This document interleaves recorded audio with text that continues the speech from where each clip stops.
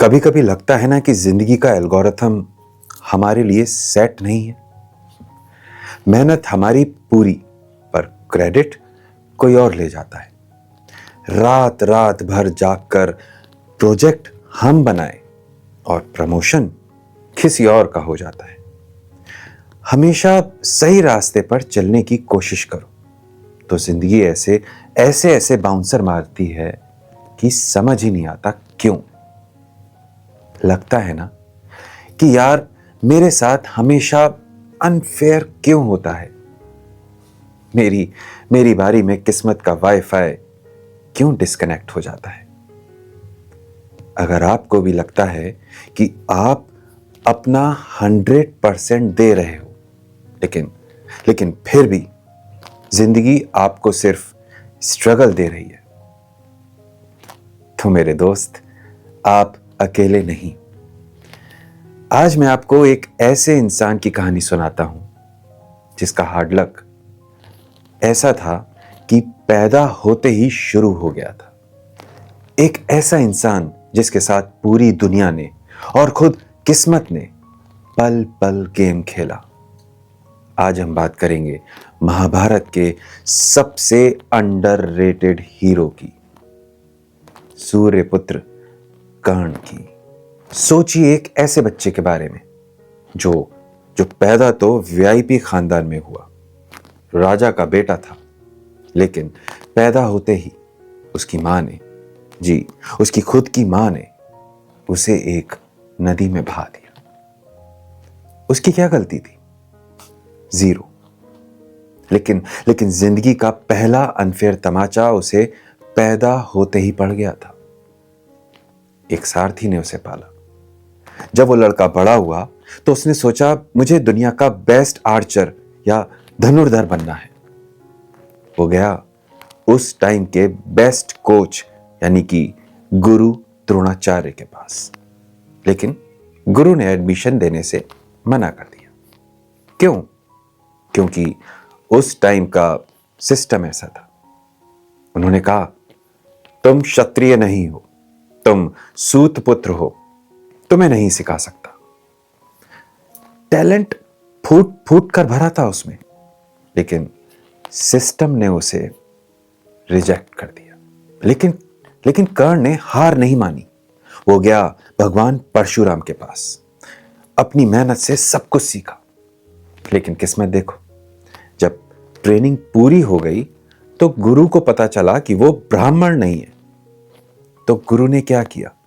सीधा श्राप दे दिया, जो तूने मुझसे सीखा है ना, जब तुझे अपनी लाइफ में उसकी सबसे ज्यादा जरूरत होगी तू सब कुछ भूल जाएगा।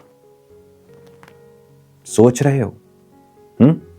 जो इंसान इतनी मेहनत से स्किल सीख रहा है, उसे यह कह दिया गया कि एंड मूवमेंट में तेरा दिमाग ब्लैंक हो जाएगा। और फिर द्रौपदी का स्वयंवर। जब कर्ण ने धनुष उठाया तो पूरी पब्लिक के सामने द्रौपदी ने उसे रोक दिया। मैं एक सूतपुत्र से शादी नहीं करूंगी। भरी महफिल में बेइज्जती, पब्लिक ह्यूमिलेशन। और कुरुक्षेत्र के युद्ध में इंद्रदेव ने भी उसके साथ पॉलिटिक्स खेल दी, भेष बदल कर आए और उसका सुरक्षा कवच मांग लिया। कर्ण जानता था कि यह स्कैम है, उसे धोखा दिया जा रहा है, उसे पता था कि वो ठगा जा रहा है। फिर भी उसने मुस्कुराते हुए अपना कवच दान कर दिया। इसे कहते हैं अपना स्टैंड ना छोड़ना। अब अपनी लाइफ को देखिए, हम छोटी छोटी बातों पर टूट जाते हैं। मेरा ब्रेकअप हो गया, मेरी तो लाइफ ही खत्म हो गई, मुझे वो जॉब नहीं मिली, मैं तो लूजर हूं, मेरे इंस्टाग्राम पर व्यूज नहीं आते, कोई मुझे सपोर्ट नहीं करता। और हम वही विक्टिम कार्ड प्ले करने लगते हैं।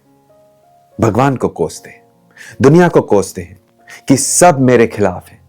जरा कर्ण को देखिए, सोसाइटी ने उसे रिजेक्ट किया, गुरु ने श्राप दिया, मां ने छोड़ दिया, और किस्मत ने तो हर मोड़ पर धोखा दिया। लेकिन क्या कर्ण ने रोना शुरू किया, डिप्रेशन में गया? क्या उसने अपनी प्रैक्टिस छोड़ दी? नहीं। कर्ण ने हर अनफेयर सिचुएशन का जवाब अपने टैलेंट और अपनी मेहनत से दिया।